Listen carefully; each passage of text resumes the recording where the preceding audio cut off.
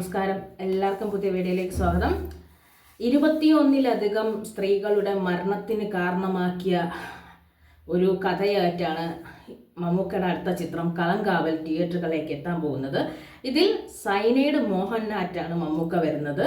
കുറേ കാലത്തിന് ശേഷം മമ്മൂക്ക ചെയ്യുന്ന നെഗറ്റീവ് ഷെയ്ഡുള്ള ക്യാരക്ടറല്ല, നെഗറ്റീവായ ക്യാരക്ടർ തന്നെയാണ്. കാരണം ഒരു കാലത്ത് ഇവിടെ കോളിളക്കം സൃഷ്ടിച്ച് പ്രണയം നടിച്ച് കാമുകിമാരെ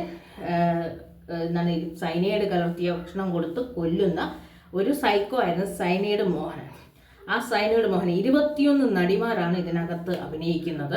21 പേരും മമ്മൂക്കയുടെ കാമുകിമാരായിട്ടാണ് വരുന്നത്. ഓരോരുത്തരായിട്ട് വരികയും അവരെ കൊല്ലുകയും ചെയ്യുന്ന ആ കഥാപശ്ചാത്തലം സിനിമയാണ് കളങ്കാവൽ എന്ന് പറയുന്നത്. സൈനൈഡ് മോഹൻലാലാണ് മമ്മൂക്ക തന്നെ എത്തുന്നത്. വിനായകനുണ്ട്, ഗായത്രിയുണ്ട്. ഇവരെല്ലാം തന്നെ സെറ്റിൽ നേരത്തെ തന്നെ ജോയിൻ ചെയ്ത് കളഞ്ഞു.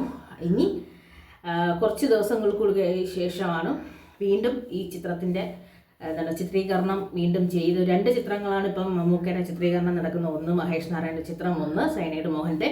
പിന്നെ ഇതിന് ശേഷം ബിലാൽ 2 വരും എന്നൊരു അപ്ഡേഷനും പറയുന്നുണ്ട്. എന്തായാലും സൈനൈഡ് മോഹൻ ഒരുപാട് കാലം താമസിക്കാതെ നമ്മുടെ മുമ്പിലേക്ക് എത്തും.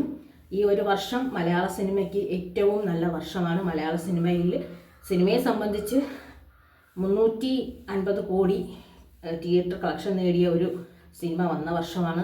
ഈ വർഷത്തിൻ്റെ തുടക്കം തന്നെ മമ്മൂക്കയുടെ രേഖാചിത്രം, ആ സിനിമയിലൂടെയാണ് ചിത്രം ഏറ്റവും അധികം കളക്ഷൻ നേടി വിജയിച്ച ചിത്രം വന്നത്. ഓഫീസർ ഓൺ ഡ്യൂട്ടി വന്നു.